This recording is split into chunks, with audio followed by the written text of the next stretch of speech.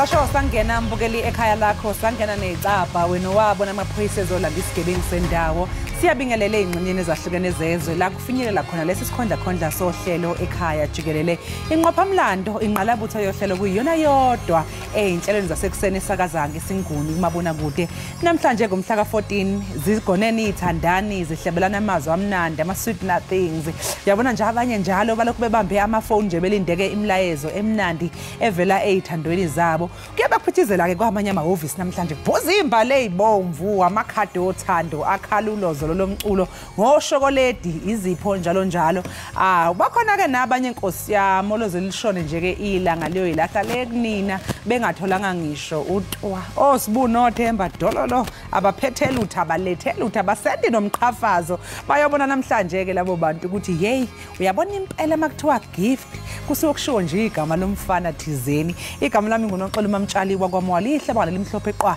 intokazi yale ondini ingase sishamthetho sesifundazwe esidala sikubingelele mbukeli sikamkele ekhaya jikelele sibonge kakhulu ukuthi uhlanganyele kanye nathi namhlanje happy vale happy mbukeli masibotise ngalensasa umhla we-14 kweyomdumba namhlanje ke kubhiyozelwa yona kaloku i-Valentine's Day isuku ke lwabo bathandanayo ngoko ke nakwabo balelizolo bequmbelene bexabene ndithi makulale iziphunzi okutsho ke ukuba makuye kwingxabano kuxolelwane kuphinde kujongane ngamehlo othando okanye ke xa sijonga kuvimba wethu namhlanje nangamanqaku esakhothela wona amaqela ezopolitiko ebeshukuxa intetho yobume beli kamongameli Cyril Ramaphosa kwaye ke asebenzise elithuba ukuloba bavoti njengokuba ke kulungiselelwa unyulo lwalonyaka kanti ke kwelinye inqaku abafundi bematriki abakumakhulu amabini besikolo ke ikwamakhutha Comprehensive Higher Tekwini abatyholwa ngokopa kwiphepha le-Maths ngo-2022 bafuna impendulo kulandela ke ukufunyaniswa kwabo bengenatyali kuninzi ke mbukele sikuphathele kona nakule iyure qiniseka into yokubana awugungqi awuqhushalazi ubukele ekhaya jikelele njemlo ke unonkanyezi nomsantsa phakathi kwezinye umazipha umamshukuma ozondwa ngezakhe mbukeli masijonge eziphala phambili kule yure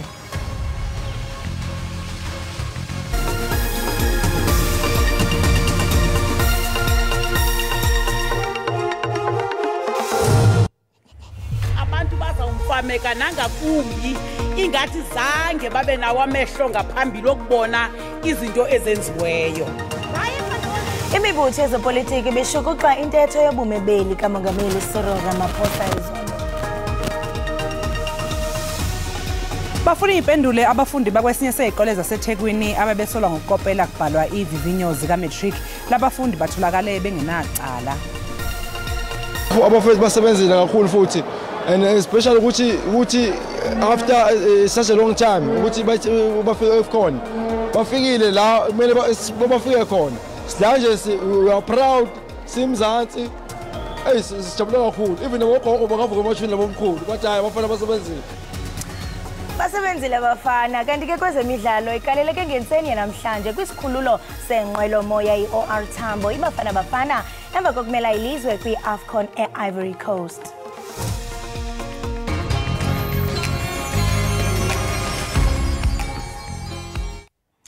amaqela ezopolitiko beshukuxa intetho yobume beli kamongameli Cyril Ramaphosa asebenzise lithuba ke ukuloba abavoti njengokuba kulungiselelwa unyulo jikelele ebudeni balonyaka amaqela aphikisayo ke awugxekeka nobomi umbutho lawulayo ememelela abavoti ukuba awohlwaye ngokuqatha kunyulo kwelinye ke icala umbutho ANC izikhusele ngelithi idlala indima enkulu kwimibe emininzi echaphazela uluntu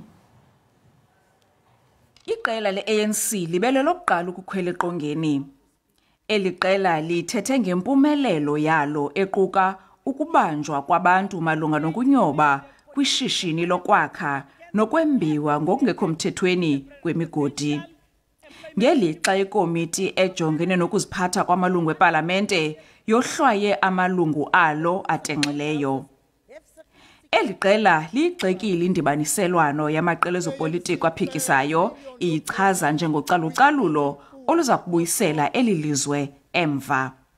Akukhonya nomofu namhlanje kule nkundla. Elowo nalowo umofu athi ndikho. Izinto lokhulumente azenzileyo azizukwaziwa abantu bazawumfameka nangakumbi. Amanye amaqela aphikisayo alikhabile ibali likaDentswalo njengempumelelo esithi udakumbile.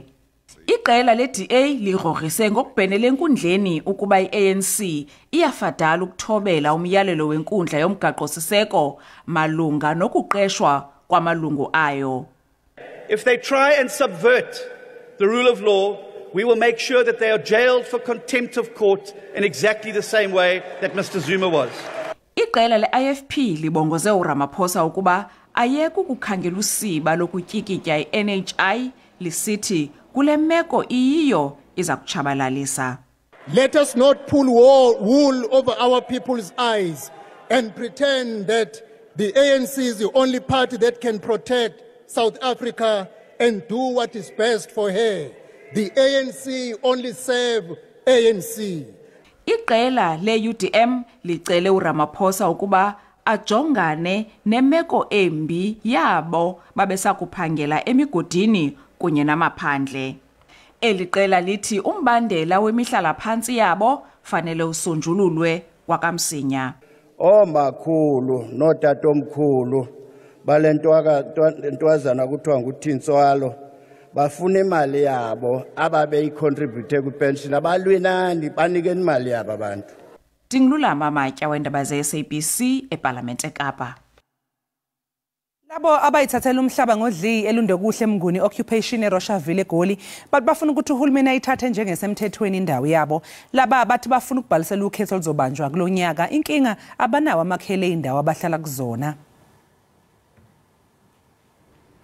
Le ndawo yaqalwa liphulo lombutho obizwa abahlali basemjondolo lixesha elingaphaya konyaka behlala kule ndawo yamatyotyombe ukanti bathi umasipala wesixeko saseRhawutini wenze amalinge amatyeli ngamatyeli ukubagxotha kodwa bamunca intupha ngesifungo esithi abazugungqiswa kule ndawo koko badinga ukuthatyathelwa ingqalelo njengendawo esesikweni ukuze bathabathe inxaxheba kunyulo oluzayo lwajikelele luka-2024.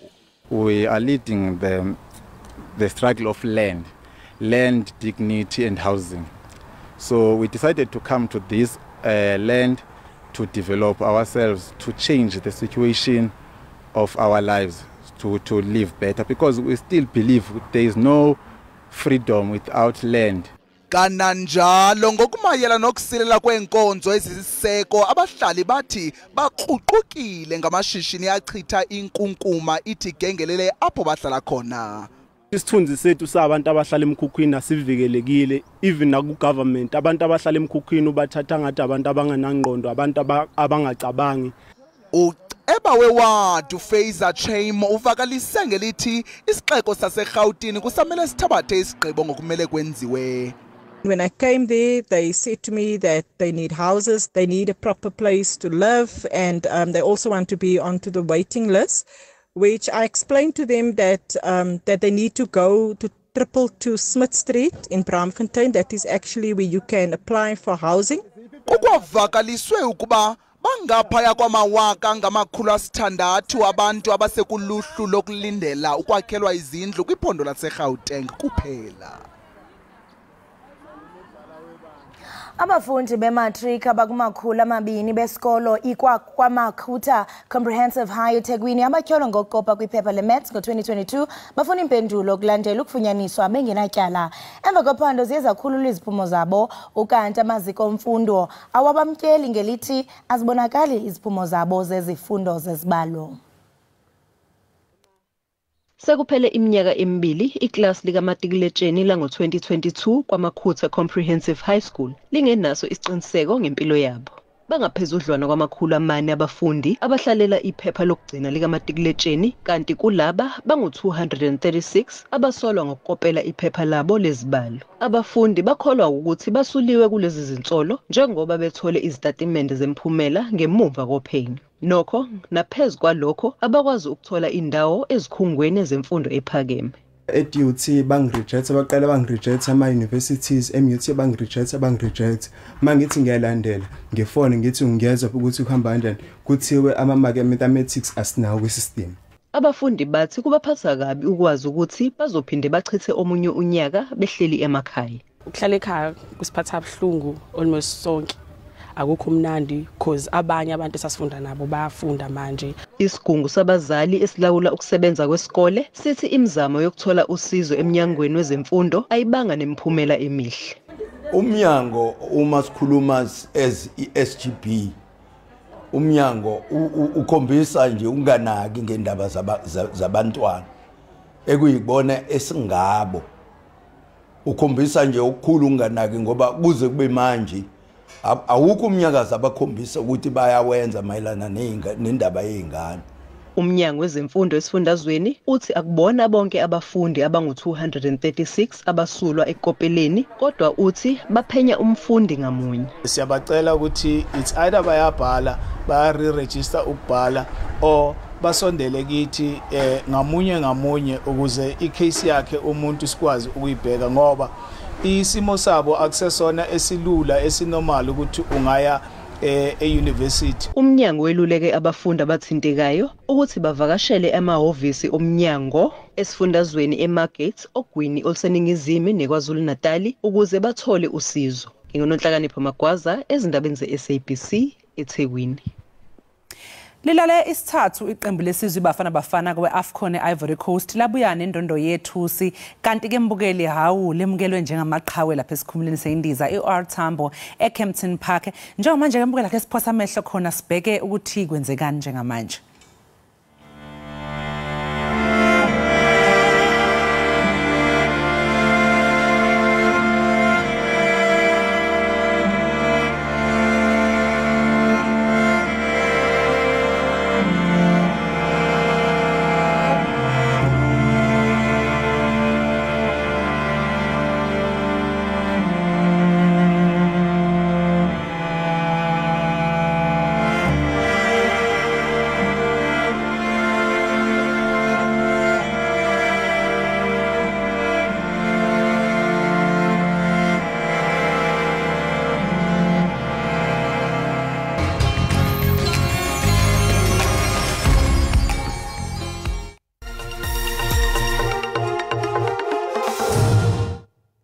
Enkosi kakhulu ngokuhlala nathi nisasibukele apha ekhaya Jikelele kanti ke ikaleleke ngenseni namhlanje kwisikhululo senqwelo moya eOR Tambo iBafana emva kokumela ilizwe kwiAFCON eIvory Coast abalandeli ke baphume ngendlu ukuyobamkela.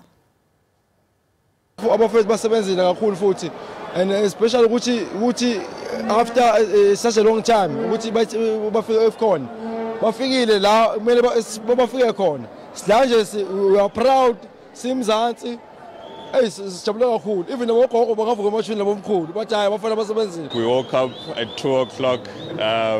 It's unfortunate that they arrived very early, but we had to be here. We are very excited about the boys. It's been a while, so we qualified, we got bronze, and our players did well. Bafana liberengile. Bafana si proud gani. Bafana vela nembili lukonkareni ene stohlala sele supporter. Bafana for life, viva. So proud for our boys. They've boosted the confidence. We know support was going down for years, but then now we're also looking forward to go to a World Cup.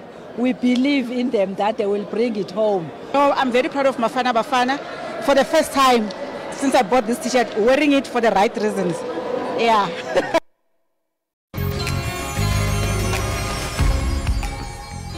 Enkosi kakhulu ngokuhlala nathi nisasibukele apha ekhaya Jikelele. Omnye ke wabamangalelwa kwityala lokubulawa kaSenzo Meyiwa uthi wagxotha igqwetha elamcenga ukuba enze isivumelwano namapolisa aza kunikwa izigidi ezintathu zerandi. Bukelwe ekhaya Jikelele umba wemali kwelityala awuqala ukuvela kuba ngaphambili umcuphi welityala oBrigadier Gininda wayetyholwa ngokufumbathisa abangamamngalelwa. Ingaba mhlambe kuthetha ukuthini oku ngelityala kwicala lombuso kwaye ke inkundla iza kuyijonga njani lena into. Ngoku ke siqhagamshelana nengcali yezomthetho Mnumzana Mpumelelo Zikalala wezikalala attorneys uza kusichubela ke ngawo lomba. Masikubulise sikwamkele Mnumzana uzikalala enkqubeni sibambe ngazo zozibini ngexesha lakho namhlanje. Angibingelele kuseni bese ngivele kakhulu abalaleli nababukeli emakhaya. Enkosi kakhulu. Mnumzana masiqale nje sijonge ityala xa lilonke. Ingaba mhlambe lihamba njani? Ingaba ikhona inkqubela phambili kweli tyala okanye nje kusagqushwe endaweni enye? Mhlawumbe fanele siqale sibonge ukuthi ukufika kwejaji elisha kwenze kwathi ukushesha kancane. Ngiyacabanga ukuthi ufa beyingekho lento esibiza nge-trial within a trial. Ngabe manje sesiqedile iyona kuphela nje sisibambile once kwaphela yona uzobe seqhubekela phambili. So in terms of speed sokungena kwabantu noma ungena kofakazi kuyashesha. Kodwa in terms of ukukhulunywa kwezinto nezinto efanele ngabe ziyadingidwa akufanele ngabe kahle le sibiza nge-trial within a trial ngabe iyakhulunywa ngoba kufanele ngabe umbuso uthi noma ngabe kuthiwa ama-confessions noma lana nivumela khona kukhona noma kukho ngendlela thina si-investigate kahle ngayo abantu bethu abasebenze kahle ngayo bakwazi ukuqoqa bonke ubufakazi bafika nala ebhokisini bafike bakhuluma kahle asewadingi lama-confession esikhuluma ngayo kodwa-ke ngoba ngenxa yokuthi ngiyesi-dictatele ukuthi i-state mangabe iyenze i-prosecution kumele iyenze kanjani ngiyacabanga ukuthi nabo basayiqhubekela necase yabo kodwa ngendlela ekushesha ngayo noma kuhamba ngayo kuza ngendlela ekuthanda ukuthi akube yiyona kwavele wona ama-processes la kufanele ngabe kube yiwona and futhi ngiyabona mhlawumbe leya prediction esayibeke ukuthi ngekuphele lo nyaka lecala lingakapheli engathi sokwazi ukuthi siyifice ngendlela abashesha ngayo uma kuthiwa abantu bangene ebhokisini. Siyathemba into yokubana uyothi uphela lo nyaka inkqubela phambili nokuba mhlambe kwenzeka ntoni kanye sakube sisibona. Mhlekazi nanku Ntanzi sithi kukho igqwetha elathi makenze isivumelwano namapolisa liza ke uza kunikwa izigidi zerandi. Ingaba oku mhlambe kubonisa ukuba urhulumente ngenene nangenyaniso singatsho into yobana uyasilela ukufumana ubungqina obambekayo ukuba ezi zityholo ziyinyani? Ngiyacabanga ukuthi ukuthatha 9 years ukuthi licala lisuke noma lize liyongena enkantolo mhlawumbe kuyinkombo ukuthi bekhona ama-challenges noma iy'ngqinamba kade ziyikhona ngesikhathi kuthiwa sa-investigate. So ngeke kuthuseke uma ngabe kunama-indications afana njengalawo ngoba ngeke sizazi ukuthi kwenzeka ngempela yena ukuthi kuthiwa kuba khona imali ekuthiwa izokhishwa ngenxa yokuthi mhlawumbe basebenzisa i-pressure ngoba konke laba behamba khona even ngawominister wamaphoyisa ezinye izinto ey'buzwa kuzona kuthiwa cha awusitholela ababulali bakasenzo meyiwa siyabona ukuthi niyasebenza impela ukuthi nginakwazi ukuthi nikwenze yindaba ningafiki esiphethweni sala nomndeni wakhona uke wacomplaina futhi ukuthi engathi indlela i-investigation ehamba ngayo ehamba kancane kakhulu. So iy'nsolo ey'fana njengalezi yize noma mhlawumbe singeke sazazi ukuthi ziyiqiniso noma zamanga yina kodwa ngeke zathusa uma ngabe kuwukuthi ngempela zenziwe angeke zathusa uma kuwukuthi iyona process noma indlela ababeheya ngayo abantu ukuthi abakwazi ukuthi bazoconfess. Singazi-ke nanokuthi amaphoyisa uma ngabe ekuthiwa investigate eziphi izinto abayisebenzisayo ukweshela abasolwa ukuthi cha ayeni ngizama ukukuconvince ukuthi lento ngithi yenze injani ngitshene iqiniso kuyona bese either ngizohamba ngiyo-investigate noma ngicele i-confession ngizobe sengiyithola kwena. So into efana njengaleyo yes inkantolo kumele ukuthi ayilalele kodwa ayikwazi uku-attach kakhulu iweight kuyona unless kuzofika ubufakazi obuqinile obuvela kulowo muntu okuyena oyisuggestile noma oyilethile enkantolo ukuthi cha kusenkantolo akubuke kanje nayi into mina engayizwa nayi into kade ngithenjiswe yona akuyibheki ukuthi bekusahanjwa kahle yini noma bekusa-investigate ngendlela e-right yini ngesikhathi bengenzela le offer. Sebenza ubungqina and omnye umuntu mhlambe angazibuza wena Zikalala into yokubana mhlambe oku kungamnceda njani uNtanzi enkundleni ukuba ngenene kuyafunyaniswa into yobana wanunuswa ngale mali. Kukhumbula ukuthi into esuke ibuzwa kwi-trial within a trial kakhulukazi uma kuthiwa umuntu wenza i-confession noma uzivumelene ukuthi one uyenze ngoba nakuba uthando bukhululekile yini akekho umuntu ekade ekuncinza noma ekade ekucupha ngemuva ukuthi uma ngabe ungakhulumi la nayo into ezokwenzeka kuwena bese kuzobheka ukuthi uyenze phambi kwamantshi yini umantshi akwazi ukuchazela ukuthi njengoba uzokwenza le confession noma uzovuma nayo into ezolandela ama-consequences akhona azoba kanje waqhubeka wayenza le confession noma ngabe kunjani. So uma ngabe khona inhlese even encane ekhombisayo ukuthi leyo confession oyenzile awuyenzanga freely and voluntarily awuyenzanga in your sober senses khona izinto kade zikucinezela ngemuva edala ukuthi sigcine bese kuthiwa usuyaconfess inkantolo kufanele ukuthi ithathe ibeke eceleni ithi cha noma ngiyanizwa ukuthi nithi khona i-confession ekhona kodwa ngeke ngize ngiyithathe ngaleyo confession ngento kade kuyiyona yona asiyithathe sibeke eceleni sidlule phambili nokunye ngoba engathi khona ngazange uze kuhambe kahle la. Izona zonke izinto lezi ekufanele ngabe inkantolo iyayibheka noma ithi kuyicubungula kahle bese mayisibonile bese ithi hayike kulungile le confession ngiyayithatha noma ngiyiphinisele emuva ngokuvela kwalama-allegation usakhomba khona ukuthi awufuni ukurisk i-trial yakho yonke nge-confession esuke engaqinanga kahle if you call it dispute ngayo the best way beke eceleni bese uzocubungula noma evaluate ufakazi ofakwe state bese uyabona ukuthi uyaconvicta noma uya-acquita yini. Usekuwo Lombo Mhlekazi silindele kuba kubizwe uadvocate uNtokozo Mjiyakho ukuze aziphendulele ngalento intoni mhlambe enokujongisiswa kuye xa ebizwa. Asikhumbule again ukuthi mhlawumbe azofanele qale ku-check ukuthi kungabe ummeli ngempela yini uregistiwe at the time kukhona registration ekhona sasingamthatha njengomuntu angakwazi ukuthi arepresent abantu. Eyesibili kuzoba kule sekutheni khumbula ukuthi kunalento abayibiza nge-attorney client privilege la kuthiwa khona esikhulumayo mina neclient lami angivumelekile ukuthi ngihambe ngiyokhuluma enkantolo noma ngabe kuthiwa inkantolo isincenga kangakanani ngaphandle makuwukuthi sisuke sivumelene neclient lami ukuthi hayi hamba uyokuthola lobo bufakazi ngendlela okuyiyona.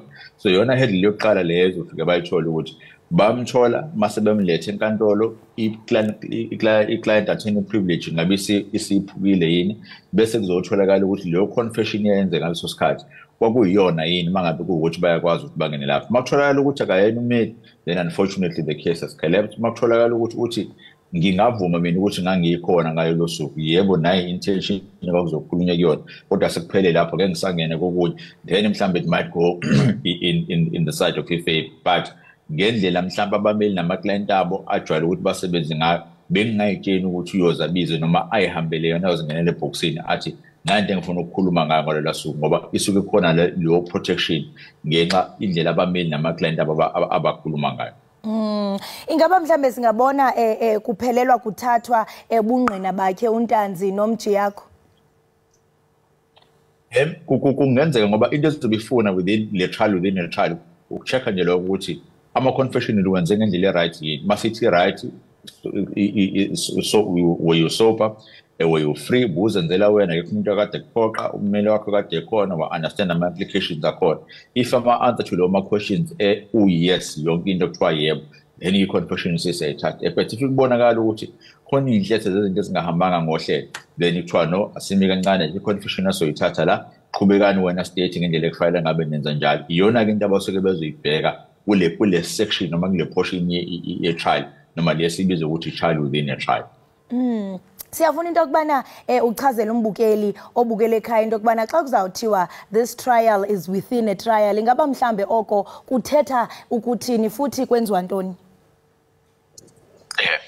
La kusokuthiwa khona nalicala seliqalile kodwa kukhona iphathi noma isigameko esifuna ukuthi sisi-check ukuthi senzeke kahle yini esizoba nomthelela ecaleni elikhulu yiko sokubiza ukuthi ake leli seliqalile icala kulona kodwa ake sibheke lesi sigameko esizobe sibhekane nathi silobe sihlala khona bese siya-check ukuthi ey'ntweni ey'fana njengalezi makuthiwa umuntu uyayivumela icala eziphi izinto ey'jwayele ukuthi zibe khona noma kufanele ukuthi azibe khona. One, kufanele azivumele yena ngokuthanda kwakhe engaphoqwanga umuntu ephambi kukamantshi umantshi amchazele yonke into abese yasayina istatement sakhe iyona-ke into esuke assesswa enkantolo le. Ngesinye isikhathi uzothola ukuthi noma kujwayele ukusebenza kakhulu kanje uthola ukuthi ukhona yedwa sadlule emhlabeni esekusele omunye umsolwa kodwa lo munye umsolwa before ahamba emhlabeni kukhona into ayibhala yena phansi eshoyo ukuthi hayi ngiyavuma ukuthi sasikhona senze ukuthi nokuthi ekusiza ukuthi kuprove ukuthi icala lingaloke kuwaste isikhathi nanokuthi kuthiwa umuntu kuthiwa uyayivumela icala still inkantolo iyayenza le inquiry khona icala eseke salibona nje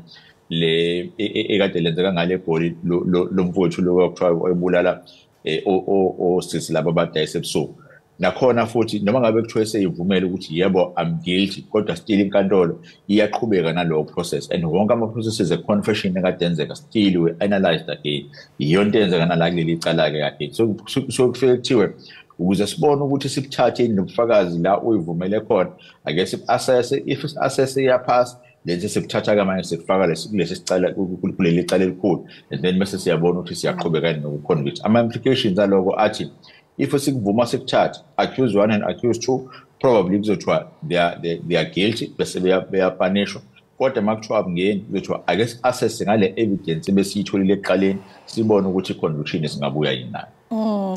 Mhlekazi phakathi kwezinto ethe mhlambe zingaqatshelwa kuye uadvocate Ntokozo engumbo we-clientele privilege ngiyathanda nokuba mhlambe uxhobise nababukeli bethu into yobana mhlambe eyona njongo yayo yintoni kwaye mhlambe apha eMzantsi Afrika ungathi mhlambe i-prevalent njani apho sabona mhlambe amagqwetha atestifya against i-clients zabo. Kuyiprinciple ebaluleke kakhulu la kuthiwa khona cha uma ngabe kuthiwa ukhuluma nommeli wakho uyena kuphela umuntu osuke ebalekile osungakwazi ukuthi uconfess kuyena bese uyamtshela ukuthi cha into ngiyenzile ngempela yena bese ethi hayi ke ake sibone ukuthi ngizokudlulisa kanjani kuyona yonke le process naye masenza umsebenzi wakhe by the way hayi ukuthi uqhambisa amanga noma akwenzisa into wrong noma ngabe nazi ngihlala kamhlophe ukuthi noma babili khona ngazange ize ngikwenze kahle into sikikhona nje sokuthiwa kwakufanele kutholakala indlela la khona ukukhuluma nommeli wakho kuzokwazi ukuthi kube private ube confidential kungasetshenziswa futhi enkantolo ngokuhamba kwesikhathi futhi ingatholakala indlela la kuyogcona sekummeli wakho sengene ebhokisini kuthiwa kubuye yena othola ubufakazi umsebenzi woku-investigate nokuphenya izinto akube umsebenzi we-state then bese kuzobe i-NPA zohamba bese iyoshushisa kungabi the other way around so ikhona leyo principle ye-attorney and client privilege esuke ithi konke ukukhulumile phakathi kwakho nommeli wakho kuzohlala kuyimfihlo akusoze kwaphumela ngaphandle either khishwe ummeli wakho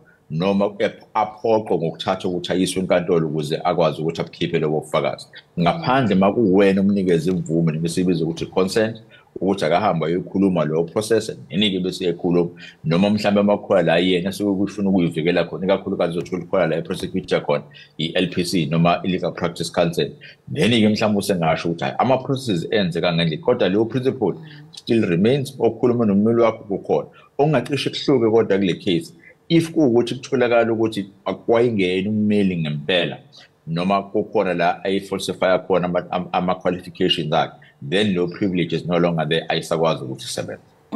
Phambili uyawathi into okubana kwelityala phakathi kwezinto esingathi sizibulele kukuba noko ingathi ngoko alisahambi ngesantya lonwabo njengoko kukho ujaji omtsha ndiyafuna into yobana mhlambe xa singakuthi sikhomperishe ijaji eziphethe ngoku kwelityala ngubani mhlambe singathi noko ungcono ingaba mhlambe ikhona iprogress njengokuba elicala seliphethwe ngujaji uRatha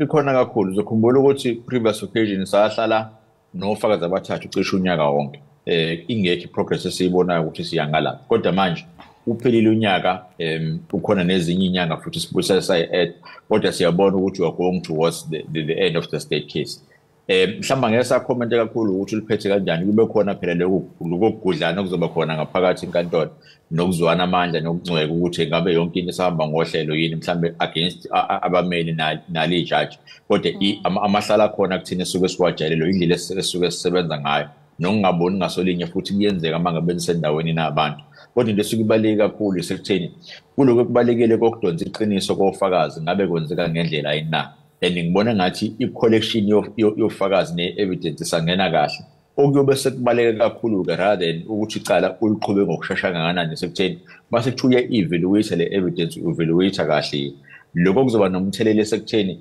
isinqumo sikhiphayo sithi labantu abahleli lapha ngibathola benecala noma ngibathola bangenacala yini if yethu bathola benecala sikuya ku-appeal ama reasons azowafaka athi bakhombisile ukuthi banecala ngalapha nanokuthi ku-appeal bayosucceed yini ukuthi hayi sina engathi kwakudlala ngani la siyankhipha and then-ke mhlawumbe kuzobe sekuba nogcopho ngendlela yena evaluate ngayo kodwa ngendlela ashesha ngayo manje nangendlela iprocess ayibambe ngayo uyakhombisa ukuthi the only thing ayifuna ukuthi ayenze ukuthi licala aliqale bese liyaphela within the shortest amount of time then bese kuphuma isinqumo at least umndeni wakameyo ukwazi ukuthola iclosure ukuthi kwenzakalani ngothandiweyo wabo. Mnumzana masibambe ngasibini ngexesha lakho nokuba usihlala utyele ngokuqhubekayo kulo elityala enkosi kakhulu benosuku lumnandi. Bonga mina kakhulu nibe nosuku oluhle nani. Enkosi kakhulu lo ke mbukeli ibinguye umnumzana Mpumelelo Zikalala wezikalala attorneys besimukela naye ke kwiZoom sijonge kakhulu kwityala eliqhubekayo lokubulawa kukaSenzo Meyiwa. Uyaqonda ukhumbule kaloku mbukeli into yokubana uMeyiwa wathutyulwa wabhubha ngonyaka ka-2014 kwikhaya lentombi awayethandana nayo uTyheli Khumalo eFosloras eRhawutini. Mahlanu ke amadoda athutshiswayo nekuthiwa ke ngawo awathengwayo ukuba abulale uMeyiwa. Masiqhubeke mbukeli isibhatala amatyala aqiniseka ugungqe sabukele Ekhaya Jikelele.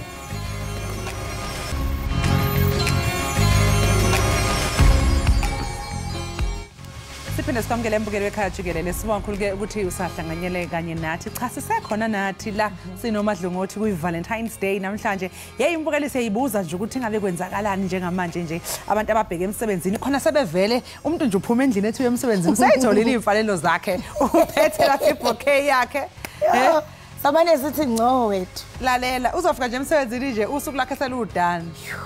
But senditsho wethu wena ufuna uqonda kuwe ke ngokwena uvuke njani? Hayi ndivuke kahle mina. Centrals fumene imfanelo zakho. Because ndikubone ungena uphaca ndathi Happy Valentine's mommy. Oh. Yeah, ngathi nje ndigqibe ndiphelele ke mina ngoku. Hey, yazi kukhona nento ekuthiwayo kaloku bamtshela ukuthi Central nina nokwenthedlunu ingabi naxhala kakhulu wethu. Central bayeza on Mother's Day.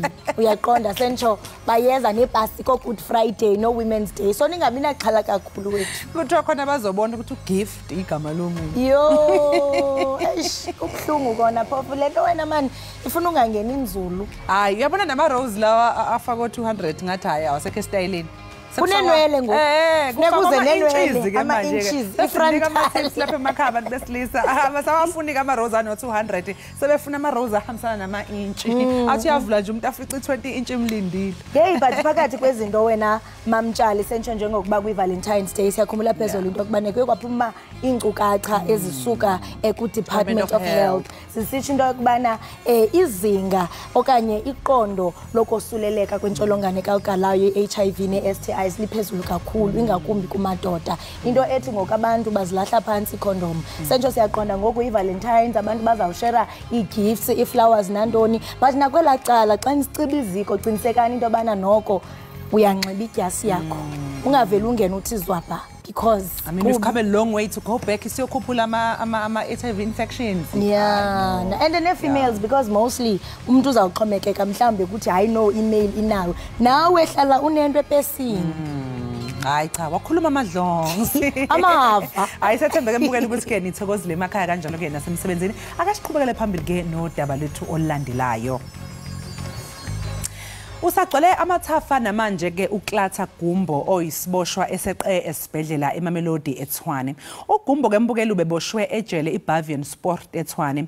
Ukuthola kabanze ngemininingwane ethinta ukweqa kwalesi siboshwa ebesiboshelwe amacala abucayi sixhumana ke ngeZoom nolowo kokhulumela umnyango wezokuhlunyeleliswa kwezimilo usingabakho Nxumalo. Nxumalo asikubingele sikwamukele ohlelweni. Sibingelele sibonge ithuba. Awu Nxumalo siyazizwa indaba zokweqa kwesiboshwa sicela nje ukuthi usichazele ukuthi ngabe seqe kanjani lesi siboshwa njengoba phela besiyothola usizo lokwelaswa. Singasho nje ukuthi ukweqa komuntu ejele okanye egadiwe kuyinto engasihlali kahle njengomnyango wa Correctional Services. Ingakho sethema kwenzeka lokhu ngomsombuluko umhla ka-12 sabe sesikhipha ke abasebenzi bethu ukuthi abavale zonke indawo bamfune uGumbo baze bamthole njengoba phela simbona njengendoda eyingozi kakhulu umubheka amacala agojele wona nangendlela ke ecengayo ngoba phela beya esibhedlela benomunyuza wabo begadiwe kodwa mabefika esibhedlela aqaqe kahle ukuthi bahlukane kanjani bese kuGumbo sesithola enale official eyodwa atheke wayilimaza kakhulu wayiphuca ke nesibhamu wayeseke egcwala intaba. Uphenyo lwethu luzosilekelela ukuthi ke luveze ukuthi lokho kwenzeke kanjani kodwa kubalekile okwamanje ukuthi uGumbo simthole simsuse emphakathini njengoba phela wayavala khona kuningi ukunyanga kwenza abuyeleze ngakithi sikwazi ukuthi simqondise igwaqo. Kubalekile kakhulu lokho engakho sesingabe nemphakathi ukuthi ayisilekelele ukufihla phela umuntu ofunwa ingalo yomthetho kuyicala lokho ngakho sithi nje umphakathi uma umbona awusitshela uma ubona izinto ezingacaci kahle awusho ukuthi lensizwe nefuna ngathi ikhona ngapha ukuze sikwazi ukuthi silande.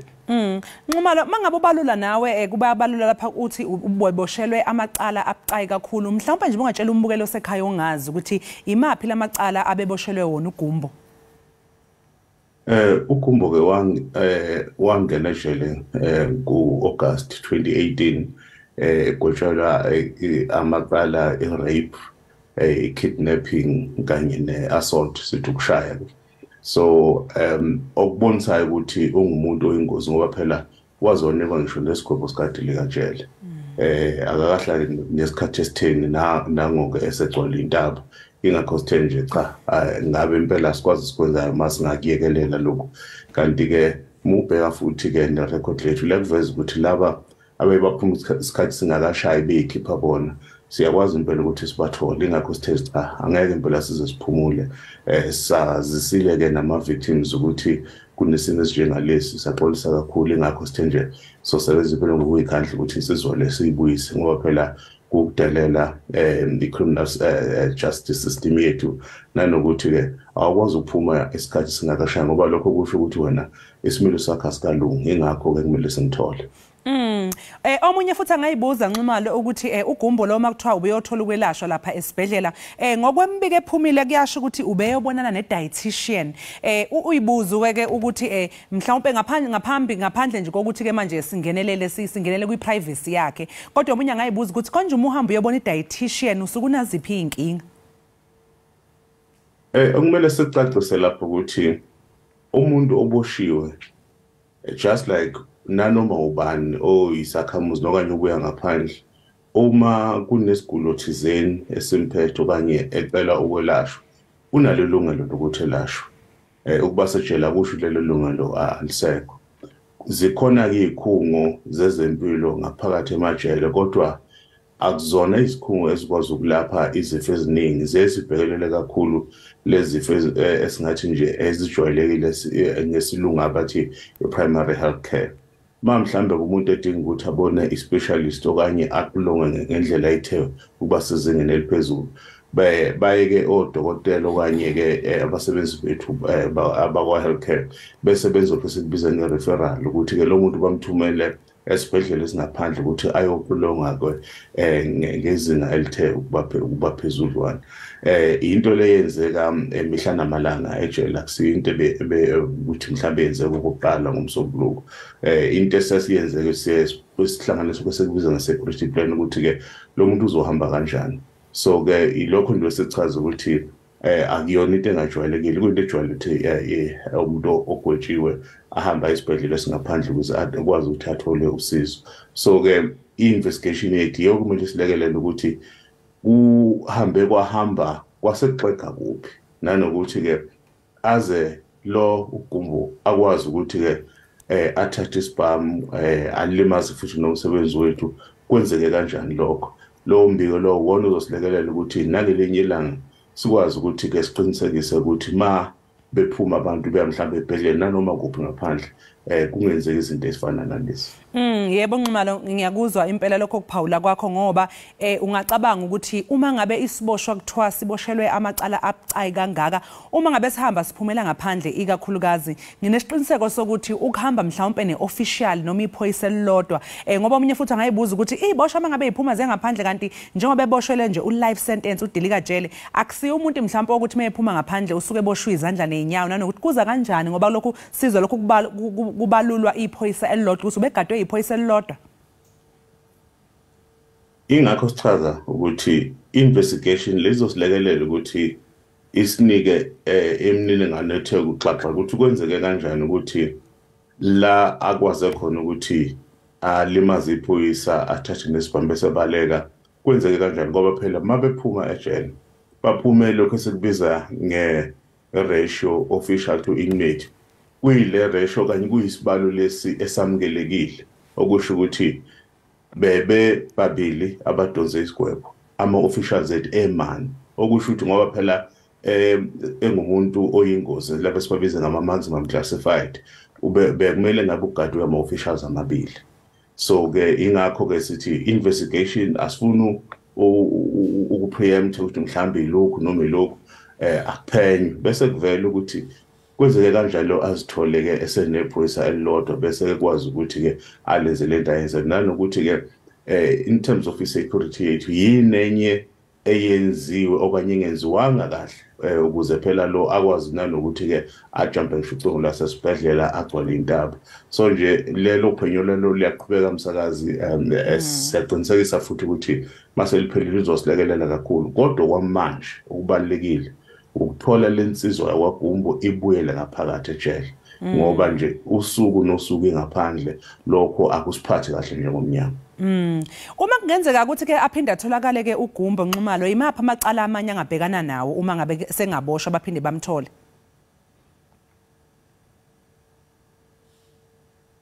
akusezwakali kahle msakazi. Bengibuza Nxumalo ukuthi ke njengoba usho nawe ukuthi okubalekile njengamanje ukuthi impela nje kutholakala lumlisa kwaGumbo njengoba ingozi kangaka. Uma kungenzeka ke leyo ntanhla ukuthi atholakale sekungaba yimapi amacala angethweswa wona. Singasho ukuthi ukubaleka ejele okanye ukubaleka ugadiwe kuyicala elikhulu. Uyobeke esebuyiselwa futhi enkantolo ke sekumele kuqulwe lelo cala ke ukuthi ke ubaleke egadiwe waphinde futhi wabaleka ngaphansi kwengalo yomthetho. Bese inkantolo ke iyanquma ukuthi kumele kwenzakaleni ngalokho. Kodwa nathi ngaphakathi ku-correctional services kukhona kumele sikwenze ukuze uma ebuya kucaca ukuthi simusa esikhungweni lesi ngempela esikwazi ukudila nabantu abafana naye. Okusho ukuthi abantu abangayimisele ukuthi bajezele igwebo zabo. Sinazo kuyikhungo ezikwazi ukuthi zibhekana nabantu esibabiza ngalolu hlobo kwesimbona ukuthi cha uyilo. Bese ke kuze kufike isikhathi ukuthi ke mhlawumbe ngelinye ilanga ngithu sekulungela ukuthi mhlawumbe ngabuyela emphakathini kodwa kwamanje insizwe ngakulungela ukuthi emphakathini iyadeserve ukuthi kubheke ukuthi yiliphi ijele kahle kahle elingahle likwazi ukuthi limlekelele ukuze phela akwazi nokunderstand ukuthi akakulungela ukuthi akuyile emphakathini nanokuthi ukwenza ke icrime into thina lapha eSouth Africa esilwisana nayo. So ke asithola insizwa izohamba enkantolo kodwa kuningi esazokujezela. Manje ke Nxumalo njengoba ke nisho nanini Paul ukuthi lensizwa ingozi kakhulu kodwa nikhiphile ke imfanekiso yayo ukuthi abantu abayibonayo njalo njalo mhlawumbe yini into engenziwa umuntu nje osesimeni sokumbona uGumbo lo uma ngabe sibona isiboshwa nixwayise ngokuthi mhlawumbe benze njani kukhona lapha abangashayela khona.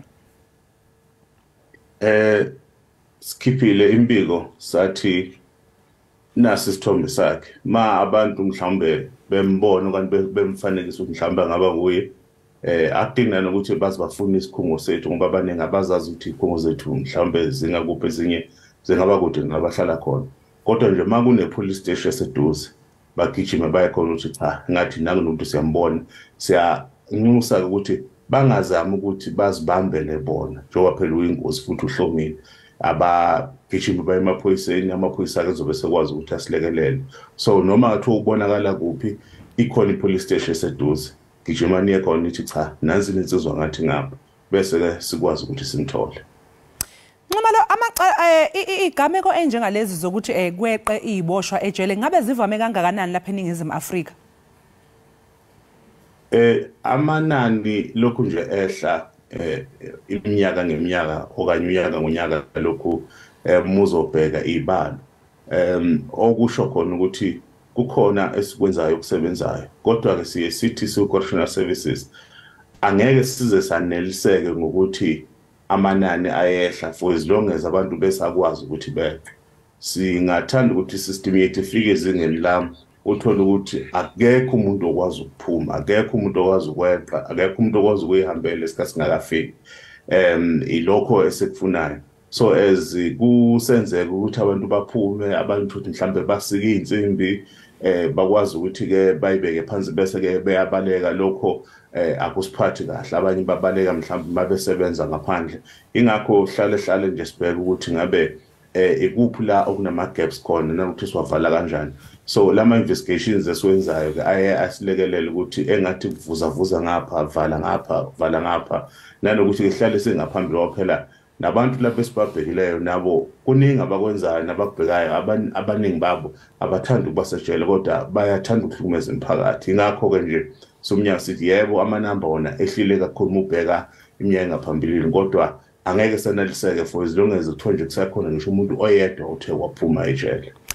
Sibonga kakhulu ke singabakho Nxumalo ngesikhathi sakho sinifisele nje ke ningumnyango sengathi ningasithola ke lentswela boya ukuze phela umphakathi uzohlala uphephile ngoba njengamanje umphakathi ngeqiniseko sokuthi uhlezi libhojozi ungazi ukuthi uqalaza uhamba uqalaza ungazi ukuthi kunesigebengu esingozi kangaka esesiphume ngaphandle sethembe nanokuthi ke laba bazisulu njengoba usho na ukuthi bese bezasiwe mhlawumbe kukhona ukukhuseleka okungaba khona ngalesi sikhathi. Sibonga kakhulu ngesikhathi sakho lo ke mbukele bekuwe singabakho Nxumalo okhulumela umnyango wezokuhlunyeleliswa kwezimilo besixoxa naye ngesigameko sokweqa ejele kwesiboshwa uKlato Gumbo weqe esibhedlela iMamelodi eTshwane okwamanje ngempula sinje ke qu 8 lo siyabimba ngomzuzwana.